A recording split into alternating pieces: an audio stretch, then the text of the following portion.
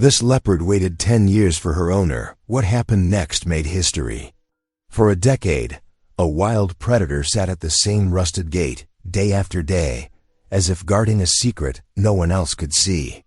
When the woman who once raised her finally returns, the reunion looks like a miracle until the truth begins to surface. Because behind those patient eyes lies something far more dangerous than loyalty. Hidden trails, vanished animals, a past betrayal that could cost lives. And in the middle of it, all one bond between human and beast that refuses to be broken. But is this bond powerful enough to survive the lies, the danger, and the dark forces closing in? What was the leopard really waiting for all those years, and why does that answer change everything? Before we begin, tell me your city or country in the comments. It turns this space from a screen into a circle of real hearts. Marin. Caldwell's hands trembled as she replayed the video for the 100th time. On her laptop screen, a leopard sat motionless before the iron gates of Harrow Range, its scarred ear and unique rosette pattern unmistakable even in the grainy footage. Her heart squeezed in her chest. Zero, it had to be. Daily vigil of mysterious leopard continues at Harrow Range Gate, the caption read. The comments below called her Ciro's owner, a label that made her wince. She had never owned Ciro. No one could own a wild creature. She had simply been there when the orphaned cub needed her most. Marin pushed back from her desk and walked to the filing cabinet in the corner of her small home office. The bottom drawer stuck, as it always did, but she yanked it open with practiced force. Inside, beneath a decade of paperwork, lay a worn manila envelope. She didn't need to read the expulsion notice again. Its words were burned into her memory. But she pulled it out anyway, fingers tracing the official letterhead of Harrow Range Wildlife Reserve. Effective immediately, unauthorized interference. With wildlife, permanent ban from premises, subject to arrest upon return. The words blurred as tears pricked at her eyes. 10 years of exile, of second-guessing every decision she'd made during those final days at the reserve. And now this. Her cell phone felt heavy in her hand as she pulled up Gideon's number. The bush pilot had been one of the few who stood by her when everything fell apart. He answered on the second ring. Marin, been a while. His voice was warm, touched with that familiar hint of gravel. Have you seen it, Gideon? The video of the leopard at the gate. A pause. Yeah, I've seen it. Thought of you straight away. That's Ciro, isn't it? I'm sure of it. Marin paced her small living room, past the framed photos of various wildlife rescues from her years before Harrow. The rosette pattern on her left flank, it's like a fingerprint. And that notched ear, I stitched it myself when she was just a cub. Marin, Gideon's tone held a warning. You're thinking about going back, aren't you? She stopped pacing, staring out her window at the suburban street beyond. So different from the wild expanses of Harrow Range. I have to know why she's there. Gideon, day after day, at the same spot. That's not normal leopard behavior. The ban's still in effect. You could get arrested, I know. Marin's fingers found the scar on her forearm, a permanent reminder of the day she'd first rescued Ciro. But something's wrong. I can feel it. Ciro wouldn't stay in one place like that unless what? I don't know. That's why I need to see for myself. She took a deep breath. Will you help me? The silence stretched between them, filled with 10 years of history and trust. Finally, Gideon sighed. When do you want to go? Relief flooded through her. How soon can you get your plane ready? Give me 24 hours. But Marin, we do this smart, in and out. No heroics. Agreed. She was already mentally packing, calculating what she'd need. I just want to verify it's really her and figure out what's drawing her to that spot. Document everything so we have proof if we need it. Meet me at the old airstrip tomorrow at sunrise. And Marin? Yeah? Be careful. A lot can change in 10 years. After hanging up, Marin pulled out her old field pack from the closet. The familiar weight of it in her hands brought back a flood of memories. Early mornings tracking wildlife, the smell of earth after rain, Ciro's rough tongue on her hand during feedings. She began gathering supplies, her best camera with zoom lens, a medical kit, just in case, water bottles, protein bars, and her old field journal. The expulsion notice lay on her desk like an accusation. Maren picked it up one more time, reading. The threat of arrest that had kept her away for so long. Then, with deliberate movements, she folded it and tucked it into her pack. Whatever she discovered tomorrow, she needed to remember the cost of her last intervention. That night, sleep eluded her. She watched the viral clip again and again, studying the way Ciro sat at attention, her gaze fixed on something beyond the camera's view. There was purpose in that pose, in that daily return to the same spot. Leopards were creatures of habit, yes, but this was different. This was a message, if only Maren could understand what it meant. As dawn broke, she shouldered her pack and left her house, letting muscle memory guide her down the familiar route to the old airstrip. Gideon's small plane was already there, its metal skin painted pink by the rising sun. The pilot himself stood beside it, checking something on the wing. His limp more pronounced in the early morning chill. "Last chance to change your mind," he said as she approached. But his eyes were kind. Maren shook her head. "You know I can't." "Yeah." He helped her stow her pack in the plane's small cargo area. "I know." They took off just as the sun cleared. The horizon, the familiar drone of the engine settling into Maren's bones. Below them, civilization gradually gave way to wilderness. Her heart beat faster as she recognized landmarks she thought she'd never see again. The twisted baobab tree that marked the reserve's northern boundary. The snaking line of the river where she'd spent countless hours observing wildlife. "We'll land at the old research station," Gideon said over the engine noise. "It's been abandoned since they built the new one. Should give us some cover." Maren nodded, her throat too tight for words. The weight of what she was doing, defying the ban, risking arrest, pressed down on her. But the image of Ciro, waiting day after day at those gates, pushed her forward. Something had brought her old friend back to this spot, something important. Enough to break a leopard's natural patterns. The plane touched down on the overgrown airstrip, and reality settled firmly around her. She was back. After 10 years of exile, she had returned to Harrow Range. Whether it was the right decision or not, she would soon find out. The small bush plane touched down on the rough airstrip just as the first hints of dawn began to paint the African sky. Maren gripped her seat as Gideon expertly navigated the bumpy landing, her heart pounding with a mixture of anticipation and anxiety. The familiar landscape of Harrow Range stretched out before them, barely visible in the pre-dawn light. "You sure about this?" Gideon asked, his weathered face creased with concern as he taxied the plane toward the reserve's rusted gate. His voice was barely audible over the engine's steady rumble.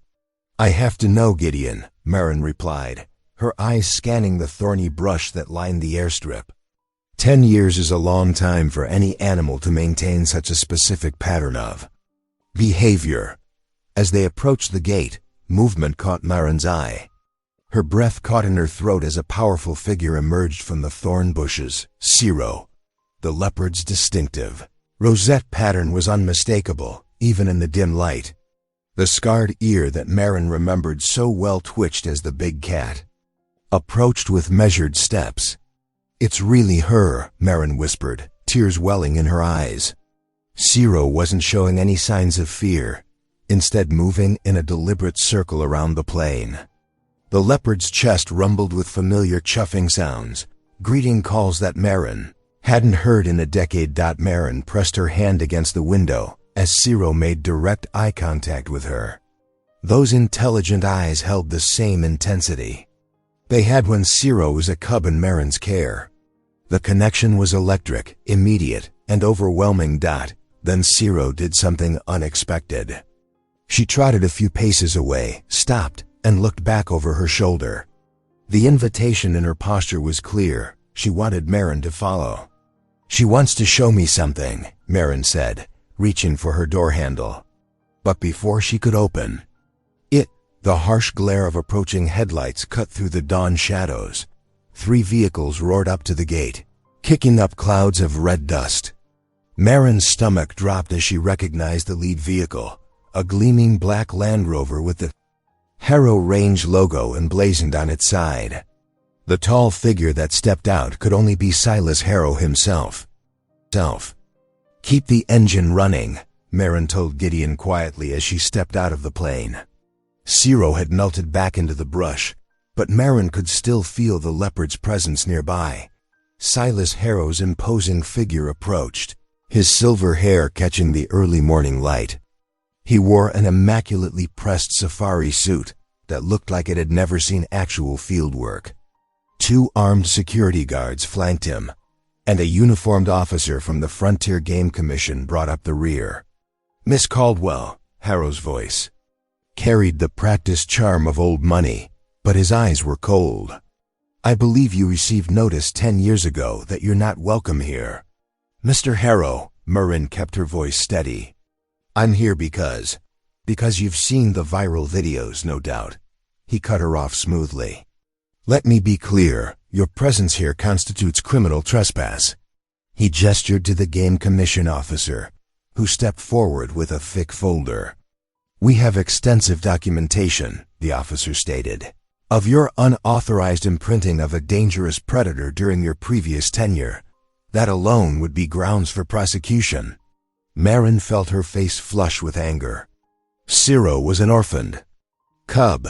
The rehabilitation was fully sanctioned, until you compromised the project with your emotional attachment. Harrow interrupted again. "That animal should have been properly wild by now. Instead, it's been circling my gate for a decade, creating a liability nightmare." His practiced smile didn't reach his eyes. "I suggest you leave immediately, or we'll be forced to have you arrested." Marin glanced toward the brush where Zero had disappeared.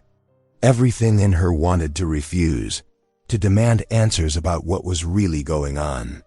But she could feel Gideon's worried presence behind her, the plane's engine still idling. Making a scene now wouldn't help anyone, especially Zero. "I understand," she said carefully, keeping her tone neutral. "I'll go." Harrow's smile widened fractionally. "Wise choice." Back in the plane, Marin watched through the window as Harrow's convoy disappeared back into the reserve. Her mind was already forming a new plan. "Take us to that ridge we passed," she told Gideon, the one just outside the reserve boundary. That night, Marin stood at a legal vantage point beyond the fence, her binoculars trained on the gate area. The moon was bright enough to see clearly, and right on schedule. A familiar shape emerged from the thorny brush.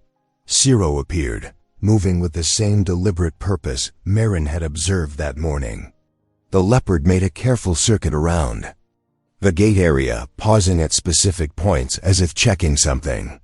Then she sat, facing the gate, just as she had in all those viral videos. Marin lowered her binoculars, her jaw set with determination.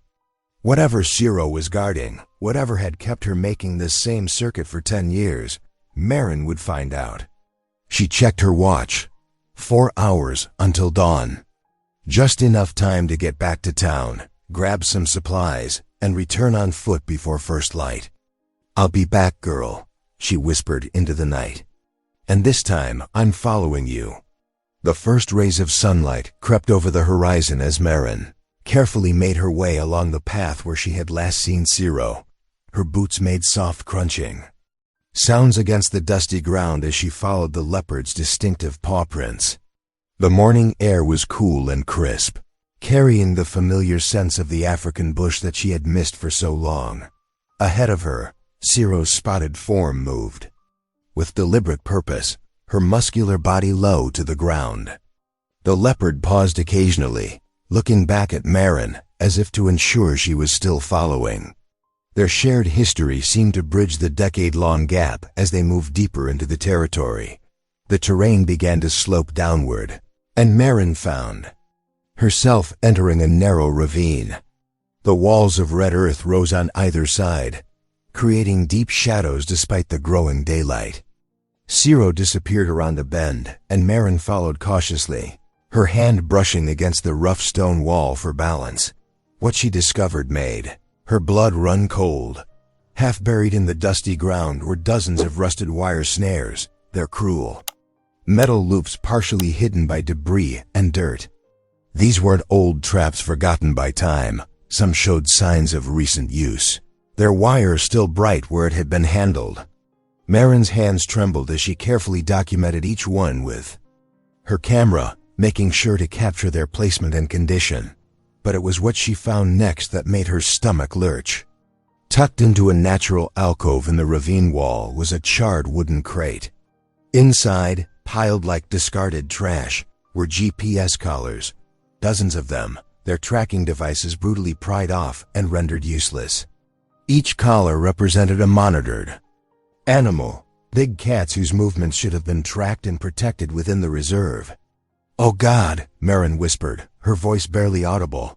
She recognized some of the collar models.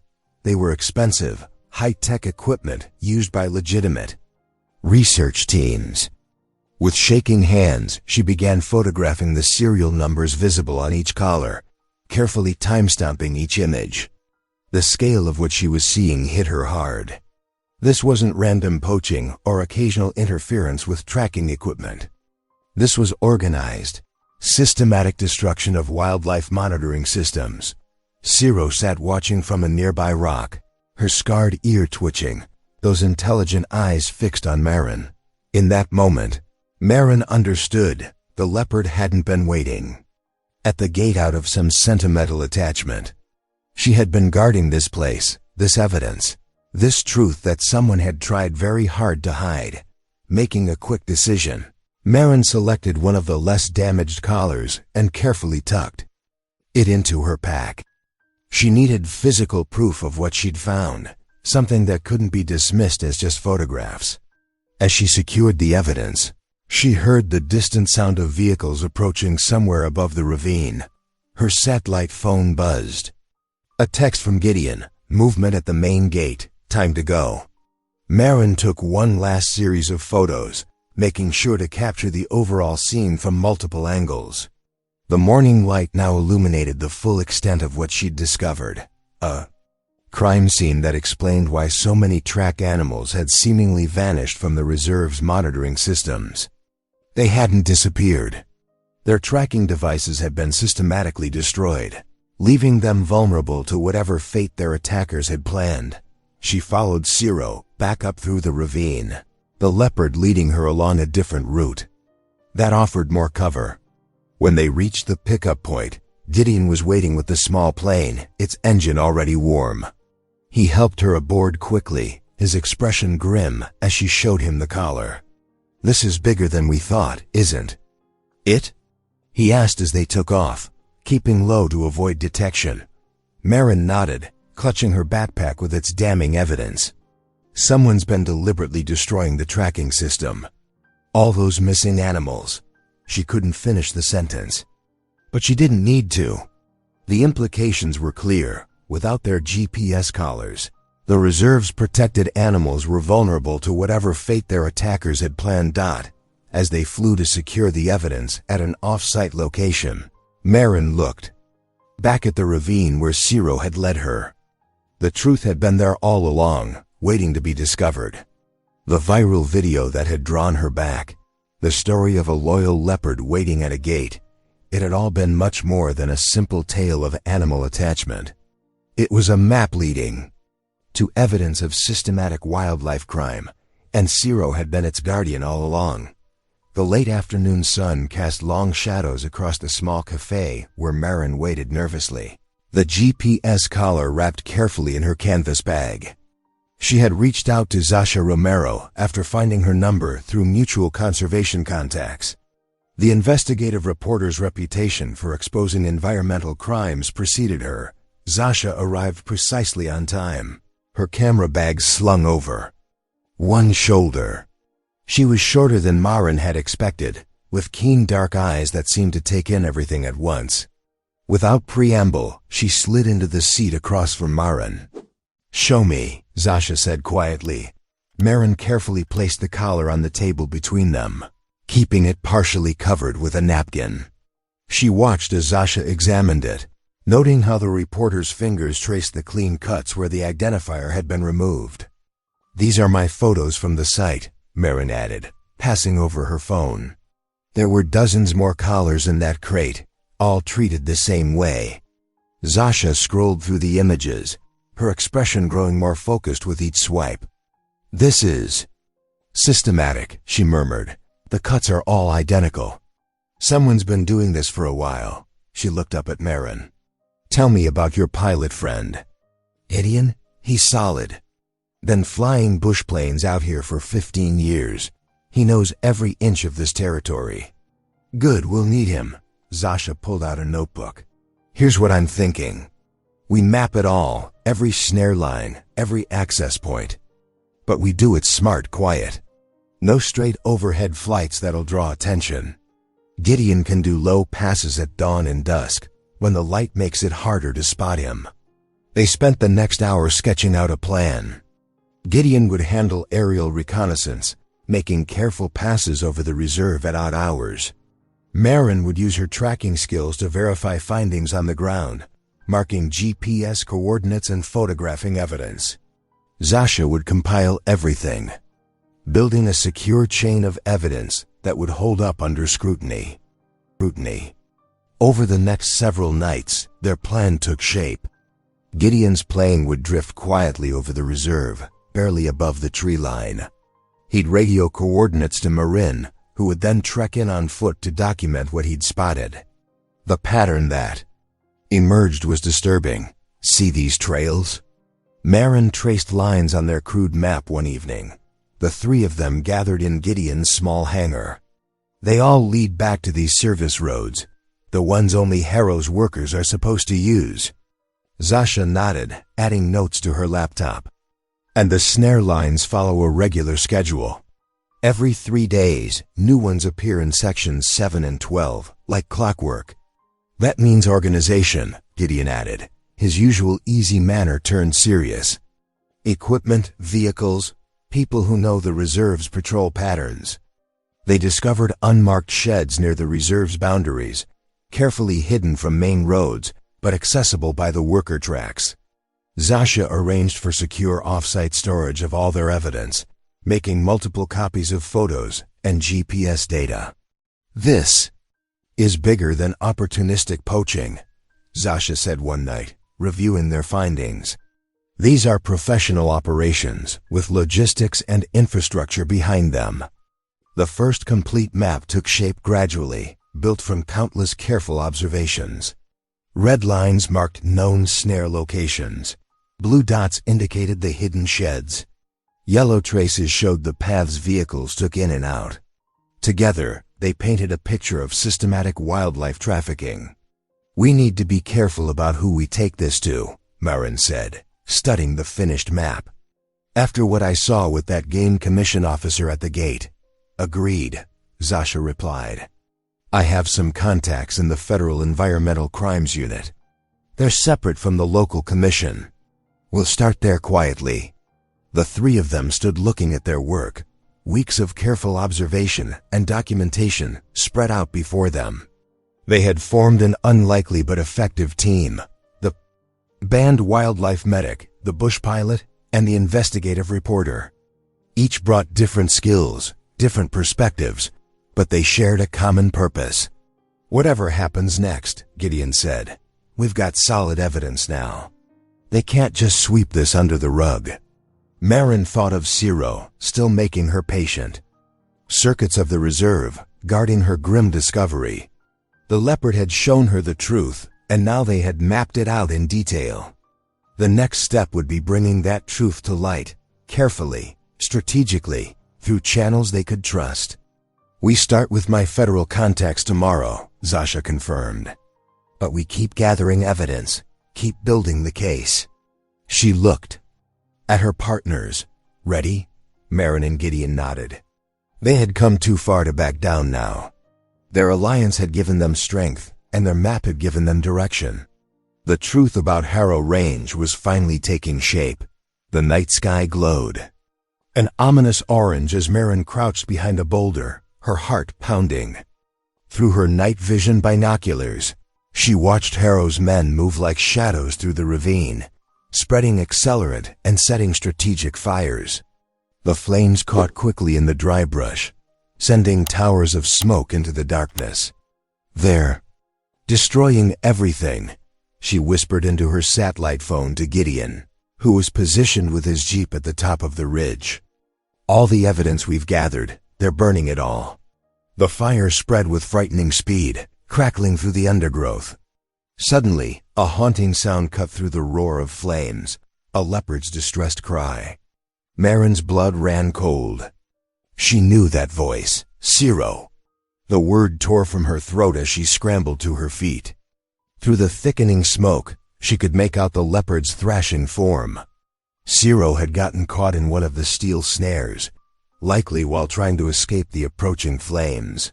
The big cat's powerful muscles strained against the wire, each desperate movement threatening to slice deeper into her flesh. "Hold on, girl," Marin murmured, pulling her tranquilizer kit from her pack as she crawled on her belly through the heat and grit. The smoke burned her eyes and throat, but she kept moving. Above, embers rained down like deadly fireflies, igniting. New blazes wherever they landed. With shaking hands, Marin prepared the dart, carefully measuring the dose. Too much would kill Zero. Too little wouldn't calm her enough to allow handling. The leopard's panicked movements grew more frenzied as the fire closed in. Blood was already seeping from where the wire bit into her leg. "Stay still just for a moment," Marin pleaded, raising the dart gun. She had one shot at this. Taking a deep breath of smoky air, she squeezed the trigger. The dart found its mark in Zero's shoulder. The big cat snarled, then gradually her movements became less violent as the tranquilizer took effect. Marin scrambled forward with wire cutters, the heat intensifying around them. The steel snare was industrial grade, meant to hold large animals. Her hands slipped on the cutter's grips as sweat and soot mixed on her palms. The wire was thick, requiring all her strength to sever. "Gideon," she shouted into her phone. "I need the winch. We're running out of time." Above the ravine, Gideon was already in motion, unreeling the heavy steel cable down the granite face. The fire had created a wall between them and the easier escape routes.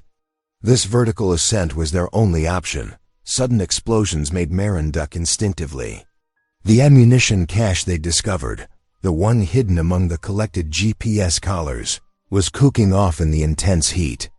Bullets whizzed randomly through the air as the boxes detonated. "Hurry!" Gideon's voice crackled through the phone. With a final effort, Marin cut through the snare. She quickly secured the winch cable around Zero's sedated form, using her own climbing harness to create a makeshift sling. The leopard's breathing was steady but shallow. They needed to get her to safety fast. "Pull us up," she yelled, wrapping her arms around Zero as the winch began to move. The heat was becoming unbearable as they slowly ascended the granite face. More ammunition exploded below them, the sounds echoing off the rock walls like a firefight.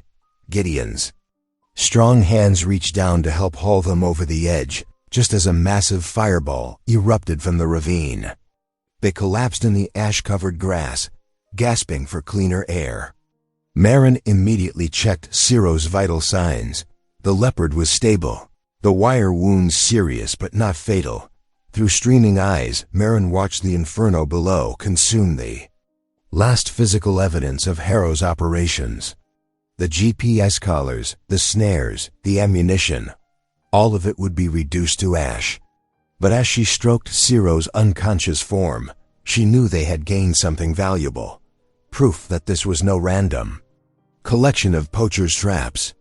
The coordinated burning operation showed planning, resources, and desperation to hide evidence. This was organized crime. "We need to get her somewhere safe," Gideon said, already spreading a tarp in the back of his jeep. "The vet clinic in Leopard." owes me a favor. They'll treat her without reporting it. Together, they carefully lifted Ciro into the vehicle. As they drove away from the burning ravine, Marin took photos of the fire with her phone. The orange glow against the night sky was visible for miles, too big to hide, too deliberate to explain away as an accident. Harrow might have destroyed the physical evidence, but in doing so, he'd revealed just how far he would go to protect his operation. Marin looked back at Ciro's sleeping form. The Leopard had nearly died trying to protect that evidence. Now it was up to them to make sure her sacrifice wasn't in vain. They had witnessed Harrow's desperate attempt to cover his tracks, and that itself was telling. Sometimes, the attempt to hide a crime revealed more than the crime itself. Zasha's fingers flew across her laptop keyboard as she sat in the dim light of her makeshift office. Empty coffee cups littered her desk, testament to the long hours she'd spent digging through data. Her eyes widened as strings of suspicious emails materialized on her screen. "Marin, you need to see this right now," she said, her voice tight with urgency.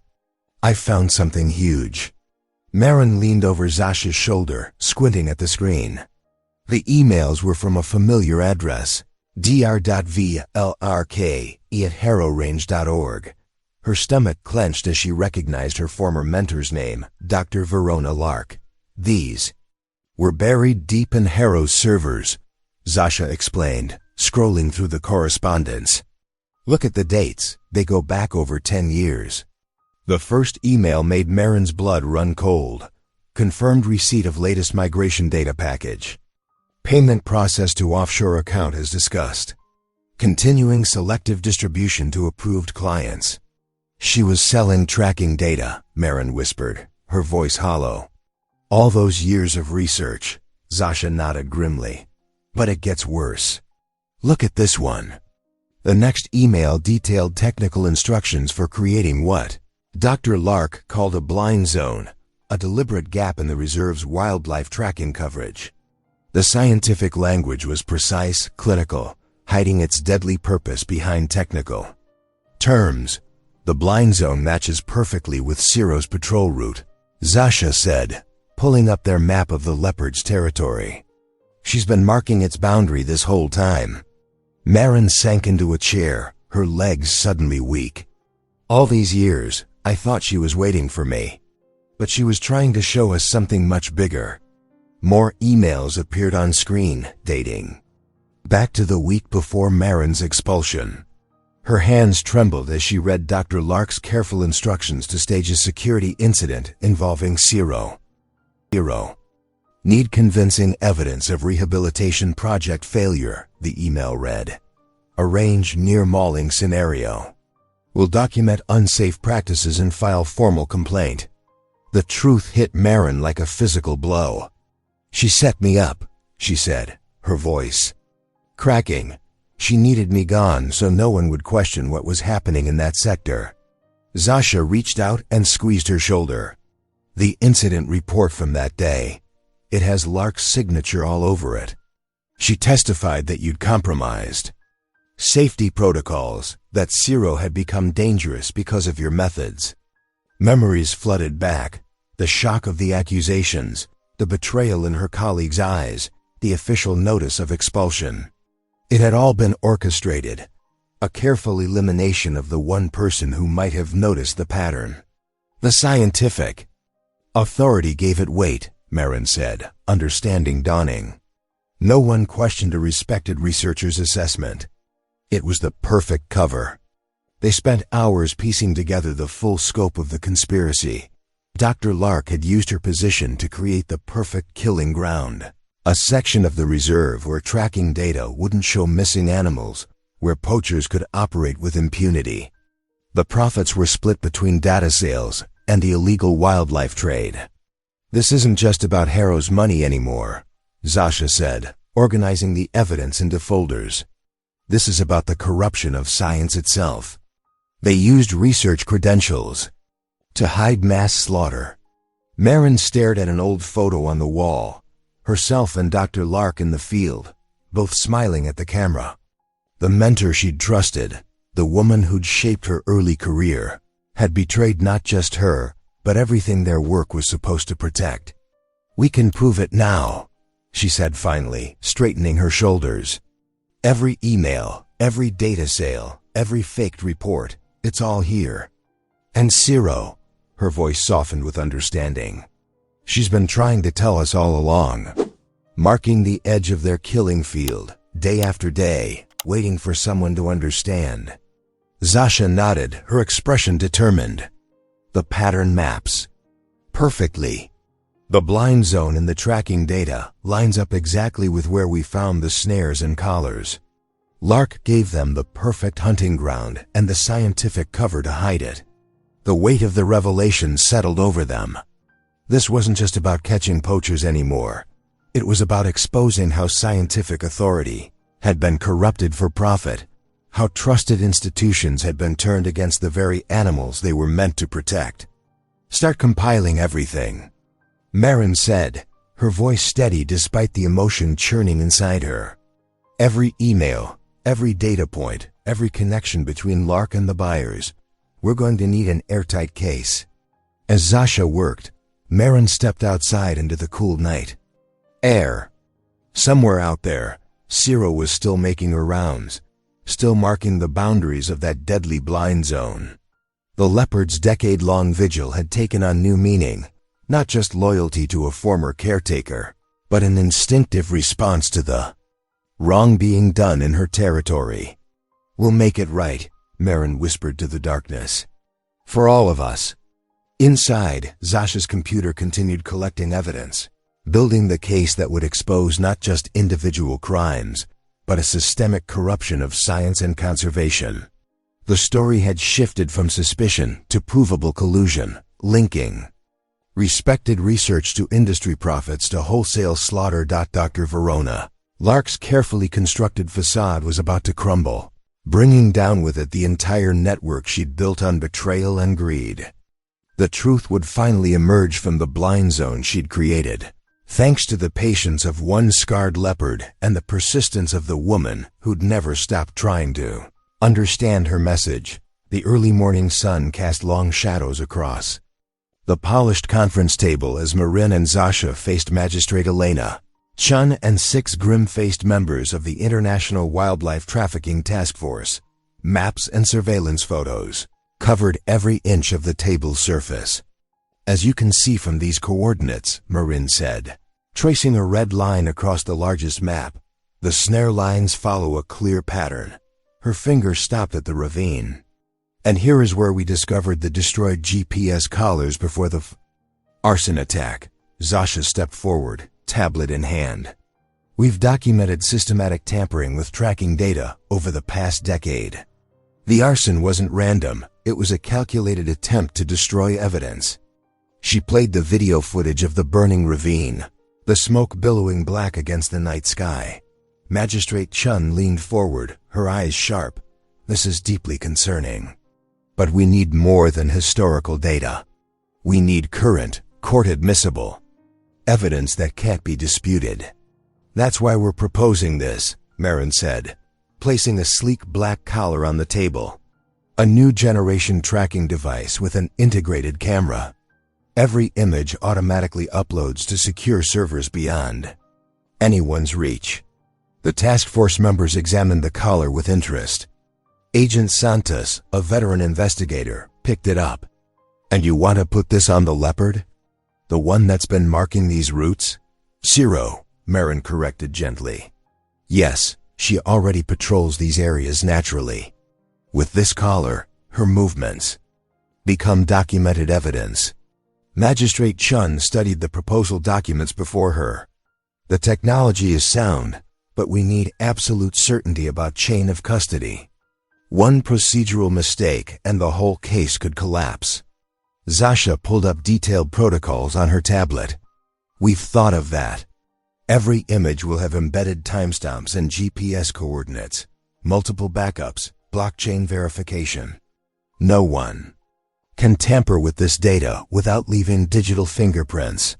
The meeting continued for hours as they hammered out every detail. Gideon joined by video call to discuss aerial surveillance patterns that would complement Ciro's ground-level intelligence. Gathering. I can adjust my regular cargo routes to provide aerial coverage of these suspected exit points, he explained, his face serious on the screen. All completely legal flights, but they'll give us eyes on any unusual vehicle movement. By afternoon, Magistrate Chen was satisfied. She signed the court order authorizing the collar's deployment and establishing strict protocols for handling the evidence. Remember, she warned, you're dealing with dangerous people. They've already shown they're willing to use violence to protect their operation. Marin nodded soberly.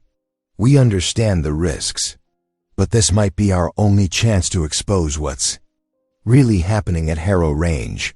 The next morning, before dawn, they prepared to collar Ciro.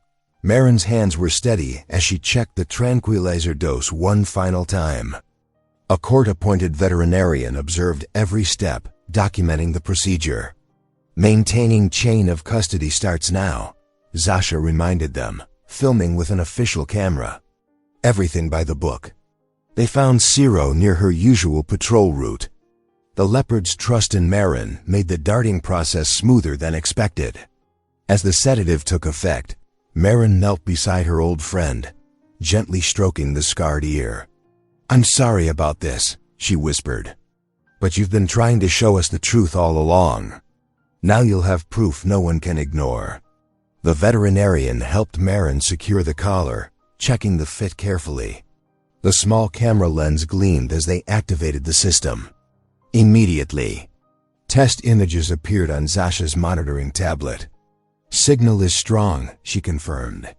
Uploading directly to the secure server.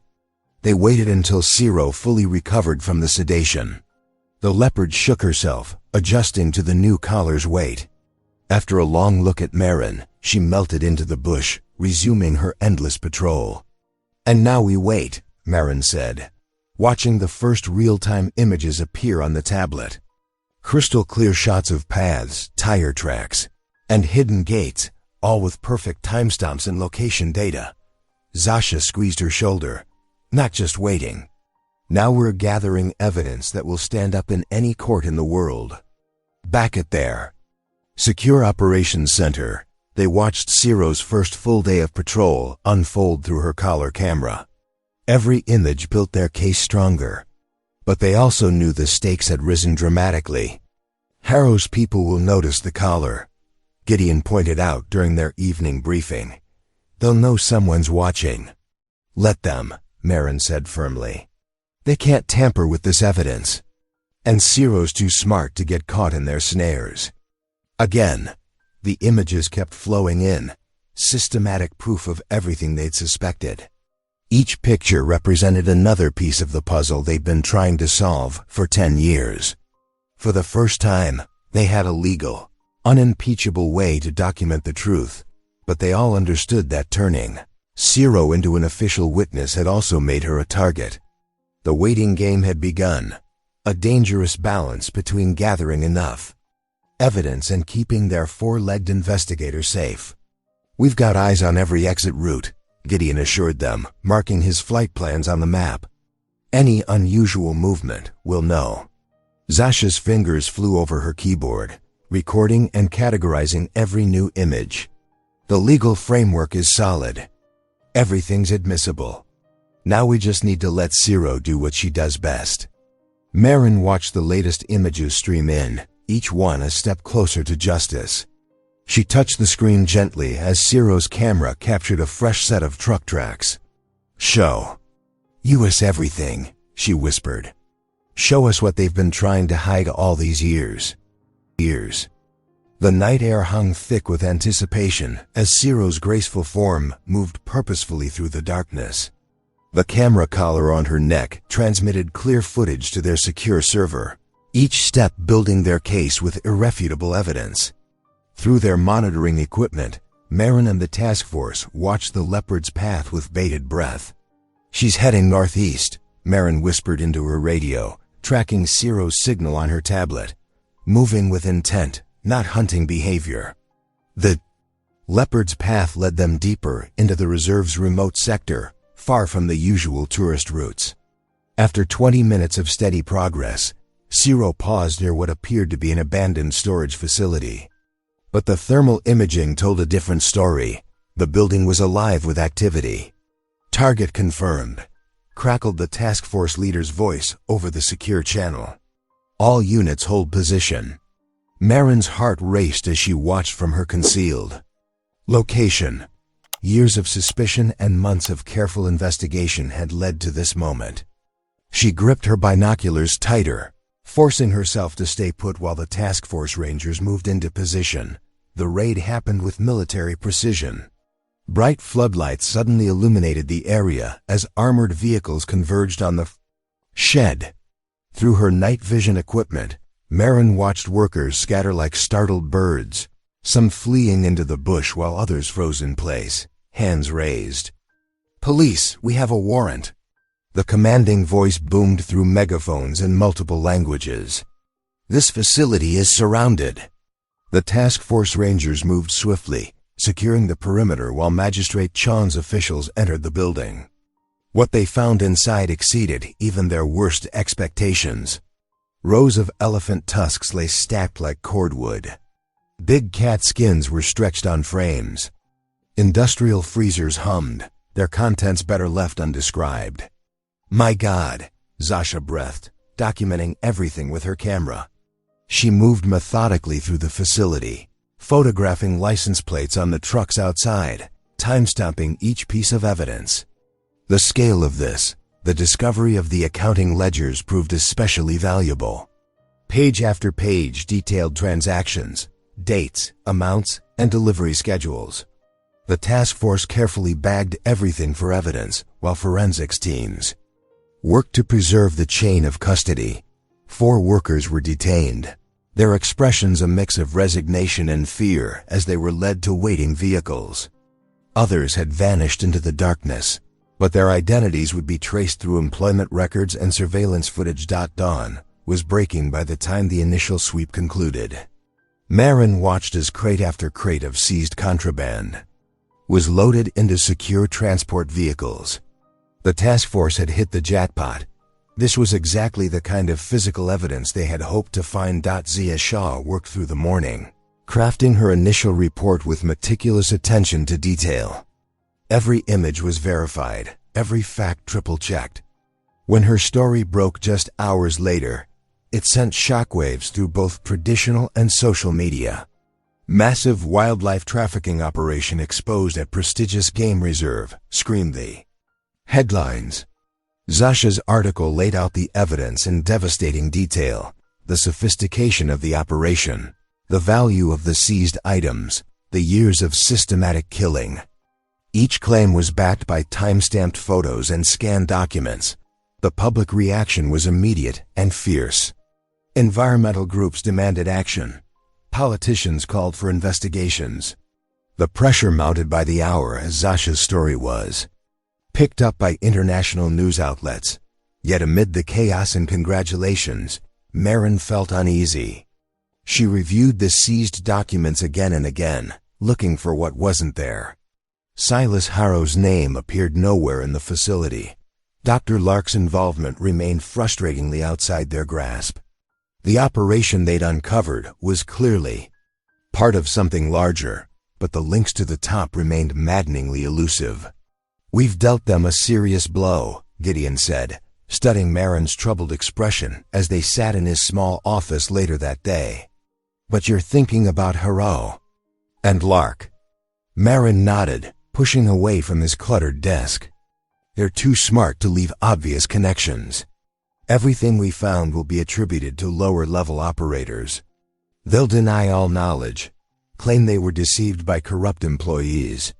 But surely with all this evidence, the evidence shows illegal activities happened on Harrow's land," Marin said. "But proving he or Lark directed it? That's another matter entirely." The task force's legal team was already preparing for the battles ahead. They knew Harrow would hire the best defenders money could buy. Every piece of evidence would be challenged, every procedural detail scrutinized. Zia Shah joined them, looking exhausted but determined. The public pressure is helping. Sponsors are distancing themselves from the reserve. Tourism bookings are being canceled. The financial impact alone will hurt them. It's a start, Marin agreed. She pulled up the latest footage from Ciro's collar. Watching the Leopard patrol her territory with the same dedicated purpose that had first drawn them to investigate. Thanks to her, we've exposed part of their operation. But this isn't over. They spent the rest of the day organizing their findings, preparing detailed briefs for the prosecutors. The evidence was strong: shipping manifests, financial records. Photos and video footage created a compelling picture of systematic wildlife trafficking. But they all knew that proving criminal intent at the highest levels would require more data as evening approached. Marin stood at the window of their makeshift operations center, watching task force vehicles continue to move in and out of the compound. On paper, they had won a significant victory. The slaughter shed was shut down, its grisly contents confiscated. The evidence was secure, and the initial legal proceedings were in motion. Yet she couldn't shake the feeling that Harrow and Lark had anticipated this possibility. Their apparent absence from any direct connection to the facility seemed too convenient. Like a chess game where you capture important pieces only to realize your opponent has been planning several moves ahead. "We keep going," Zasha said firmly, joining her at the window. "We keep digging, keep following the evidence. They'll make a mistake eventually." Marin nodded, watching the sun set over the reserve. The day's events would certainly be celebrated as a breakthrough by the media and the public. And it was in many ways. But she knew the hardest part still lay ahead, connecting the pieces to prove the full scope of corruption at Harrow Range. The courtroom fell silent as the magistrate shuffled his papers. Marin's heart pounded as she watched their carefully built case begin to crumble. "Your Honor," the commission's lawyer argued, rising from his seat, "the collar data amounts to nothing more than inadmissible animal testimony. We cannot treat a leopard's movements as evidence in a court of law." Marin felt her stomach drop as the magistrate nodded slowly. Though sympathetic, he was bound by legal precedent. "I must agree," he stated gravely. "The foundation of this evidence relies on interpreting an animal's behavior. This court cannot accept such testimony." With those words, the key charges against Harrow and his operation were dismissed. Months of careful work demolished by a legal technicality. Marin sat stunned as the courtroom emptied, barely registering Zasha's gentle touch on her shoulder. Day wasn't finished dealing its blows. Late that night, Marin's phone rang with devastating news. Gideon's plane had gone down short of the airstrip. Someone had tampered with the fuel line. She rushed to the crash site, her headlights cutting through the darkness. The sight of the crumpled aircraft made her blood run cold. Emergency responders were already there, treating Gideon as he sat, propped against a rock, his face tight with pain. "It's just my leg," he assured her through gritted teeth. "I managed to put her down somewhat safely. But someone definitely messed with my plane, Marin. This wasn't an accident." Before she could process this new attack, another challenge emerged. The next morning, Harrow's lawyer arrived at her temporary office with an envelope. His smile was cold as he laid out the terms. "Mr. Harrow is prepared to be generous," he said smoothly. "A substantial settlement, plus guaranteed safe passage and no further legal action. All you need to do is walk away." Marin didn't even need to think about it. "No," she said firmly, pushing the envelope back across the desk. "I won't be bought off." After the lawyer left, Marin sat with Zasha in the growing darkness, both women feeling the weight of their setbacks. Their public triumph had been hollowed out, Gideon was injured, and their legal strategy was in shambles. "We can't give up," Zasha said finally, spreading their evidence across the desk. "There has to be another way to look at this." Marin stared at the collar data, her mind racing. Suddenly, she sat up straighter. "Wait, we've been thinking about this all wrong. The collar isn't a witness, it's an instrument. Zasha leaned forward, intrigued. Go on. Go on. Look, Marin said, pulling out the shipping invoices they'd seized. If we synchronize the collar's timestamps with these invoices and match them to the satellite pings from the truck routes, we'd have physical measurements, not testimony. Zasha finished, excitement growing in her voice. Times, locations, movements, all recorded by instruments, not interpreted from animal behavior. They worked through the night, reorganizing their evidence. What had seemed like a crushing defeat was transforming into something new, a different way to tell the same truth, but this time with the full weight of technology and data behind it. The defeat in court had been devastating, but it had forced them to find a stronger approach. As dawn broke, Marin looked at their revised strategy with renewed hope. They would rebuild their case, not around Ciro's behavior, but around the hard data that proved the systematic nature of the crimes at Harrow Range. Over the next several days, Marin and Zasha meticulously built their new case. The breakthrough came when reviewing Ciro's collar footage in one frame. A truck's license plate reflected perfectly in a muddy puddle, linking directly to Harrow's operation. They synchronized this with the reserve's ledger entries, revealing a pattern of suspicious vehicle movements, matching the exact times of recorded poaching activities.